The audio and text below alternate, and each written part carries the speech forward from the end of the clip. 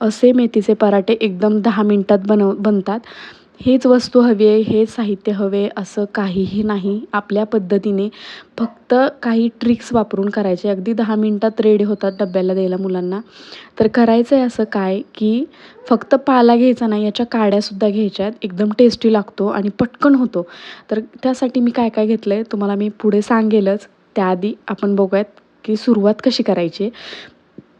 तर ह्या मेथीच्या पेंडीचे मी फक्त मुळं काढून घेतलेली आहेत आणि बाकी सगळी मेथी स्वच्छ पाण्याने धुवून घेतली. एवढी तेवढी आता काल मेथीची पेंडी आणली आहे. थोडीफार पिवळी पानं पडतात खालची जी असतात ती निबार पानं. तर ती काही वाटेल ती काढून घ्यायची आपल्याला. स्वच्छ 2-3 पाण्याने धुवून घ्यायची, कारण माती वगैरे आली तर कचकच लागू नये. आणि अशी छान कोरड्या कापडावरती काढून घेतली की थोडीशी कोरडी करायची, म्हणजे त्याच्यावरलं पाणी कमी झालं की आपल्याला चांगली चिरून घेता येते. तर असं पाणी कोरडं करून घ्या आणि नंतर एकदम फाईनली बारीक चॉप्ड करून घ्या. खूप बारीक चिरा, म्हणजे एकदम असं मिक्स होऊन जातं ते पिठाबरोबर. तशी छान मी बारीक चिरून घेतली मेथी पटपट आणि डब्यापुरतेच बनवले. बाकीच्यांना जेवण स्वयंपाकच बनवायचं होता मला डायरेक्ट.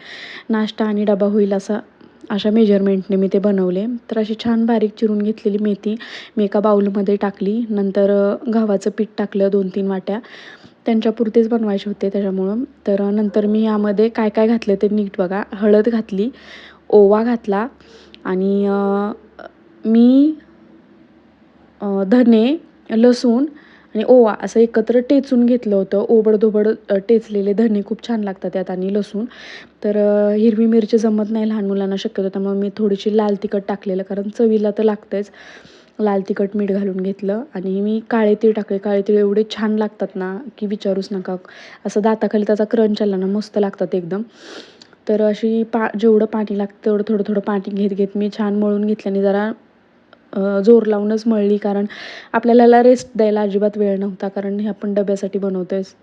तर चांगले निबार हातानं मळून घेतली चांगली कणिक आणि तेल लावून थोडीशी एकदम 1-5 मिनटं ठेवली बाजूला, कारण तोपर्यंत आपल्या बाकीची तयारी असतेच, तवा वगैरे. तर मला एवढं जमलं नाही शूट घ्यायला, पण जेवढं घेतलं तेवढं मी तुमच्याशी शेअर करते. तर असे छान पराठे मी करून घेतले होते, एकदम टेस्टी झाले होते. ह्याच्याबरोबर चटणी भाजी कशाचीही गरज नाही आहे. जे कोरडे खाल्ले ना रोल करून मुलांनी तरी एकदम मस्त फर्स्ट क्लास लागतात. तर नक्की ट्राय करून बघा. तर नवीन असाल चॅनलवरती सबस्क्राईब करा, आपल्या व्हिडिओला लाईक करा.